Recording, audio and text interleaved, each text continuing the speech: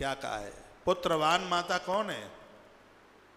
जिसका बेटा धार्मिक है, जिसका बेटा बड़ों का आदर करता है, जिसका बेटा वृद्धों के लिए जीता है, जिसका बेटा परमार्थ के लिए जीता है।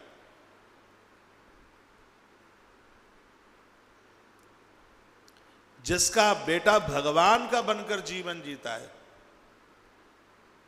वही मां पुत्रवान है, वही मां कहलाने की अधिकारिणी है। बहुत प्यारी चौपाई है। पुत्रवती जुवती जग सोई, रघुपति भगत जासु सुत होई। पुत्रवती जुवती जग सोई, रघुपति भगत जासु सुत होई। जिसका बेटा भगवान का भक्त है वही पुत्रवान है। ये जितने महात्मा है वो आकाश से नहीं टपके, ये महापुरुषों को, अच्छे लोगों को जन्म देने वाली माता ही हैं। इसलिए हमारे वेद में, उपनिषदों में माताओं को प्रथम गुरु कहा, मातृ देवो भव। पहली गुरु माँ है। माँ चाहे तो अपने बच्चों को देव बना दे, और माँ चाहे तो अपने बच्चों को डाकू बना दे। ये माँ के हाथ में है। इस धरती पर एक इतना बड़ा डाकू हुआ कि उसको फांसी के तख्ते के ऊपर झुलाया जा रहा था। तो जब किसी को फांसी दी जाती है तो अंत में उसकी एक इच्छा पूछी जाती है। तो उसको पूछा गया कि तुम्हारी अंतिम इच्छा क्या है? उसने कहा, मुझे एक बार मेरी मां से मिला दो। उस डकैत की मां को बुलाया गया। उसके गले में फंदा लगने वाला था, वो कांप रही थी। उसके पुत्र डाकू ने कहा, मां एक बार मेरी सुन तो ले, मेरे नजदीक आ। वह मां जैसी उसके पास पहुंची तो उसने अपने दांतों से माता की नाक को काट लिया। सब देख करके अचंभित हुए। उस माता ने पूछा, बेटा तूने मेरी नाक क्यों काटी?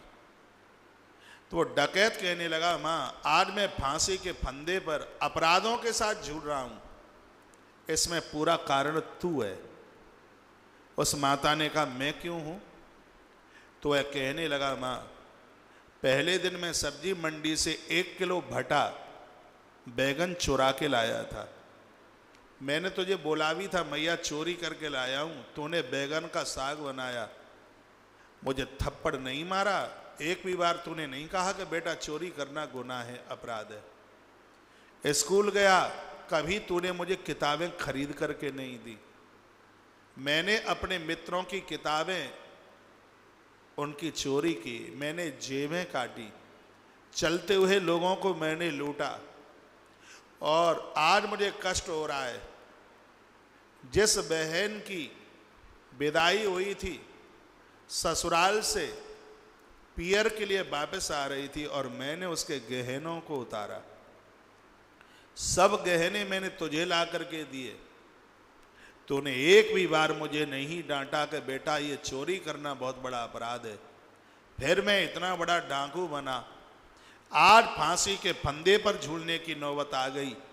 मैंने तेरी नाक इसलिए कतर डाली, जो माँ अपने बच्चों को संस्कारित ना बना पाए, जिस माँ की कोख से जन्मा हुआ बच्चा अपराध करता हुआ फांसी के फंदे पर झूलता है, उस मां के मुंह के ऊपर इज्जत की नाक नहीं होनी चाहिए। इसलिए मैंने तेरी नाक को कतर डाला। आखिर में उस व्यक्ति को रिहा कर दिया गया था। बाद में वह बहुत धार्मिक बना।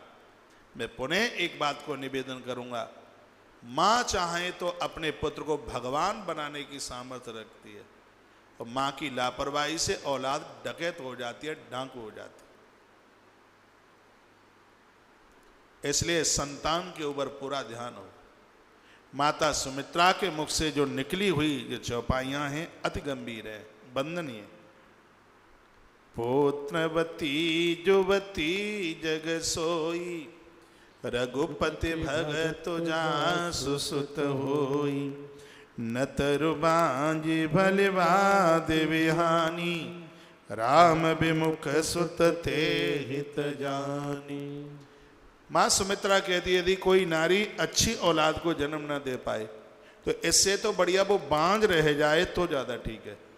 बांझ रह जाएगी तो कम से कम एक डकैत का जन्म तो नहीं होगा, एक चोर का, एक शराबी का, एक लंपट का जन्म तो नहीं होगा, इससे तो बढ़िया वो बांझ रह जाए तो ज्यादा ठीक है। और आगे की चौपाई बोलती हुई मां सुमित्रा रो पड़ी, कहने लगी बेटा आज राम का वनवास हो रहा है वो तेरी वजह से हो रहा है, तेरे कारण से आज राम को वन में जाना पड़ रहा है।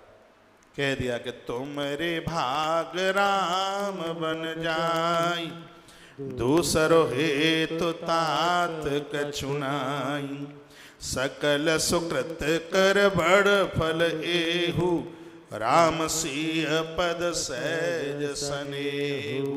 लक्ष्मण तेरी वजह से राम को वन में जाना पड़ रहा है और ये तेरा भाग्य है कि उनके चरण मत छोड़ना, उनके चरणों में ही तेरा कल्याण है।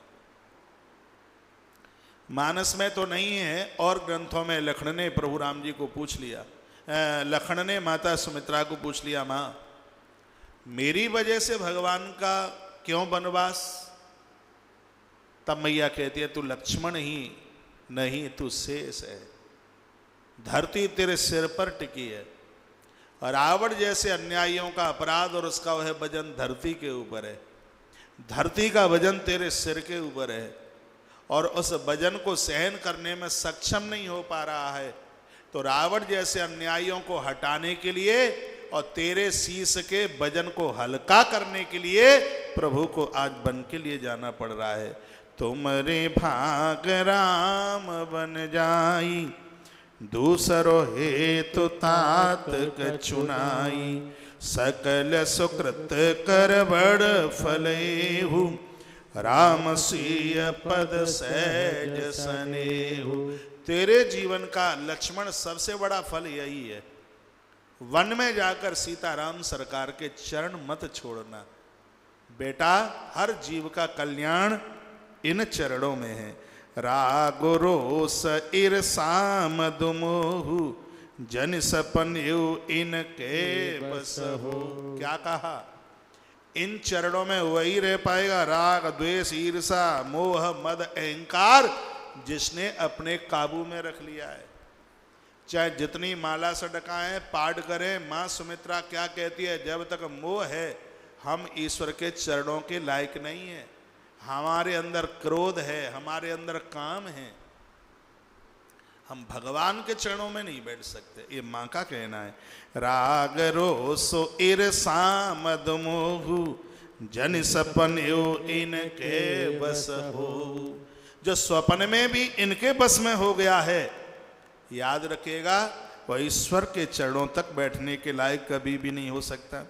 माँ कहते तुम कहूँ बन सब भांति सुपासु, संग पितु मातु राम सिय जासु, जैन राम बन लई कलेसु, सुत सोई करे ओ यह उपदेशु।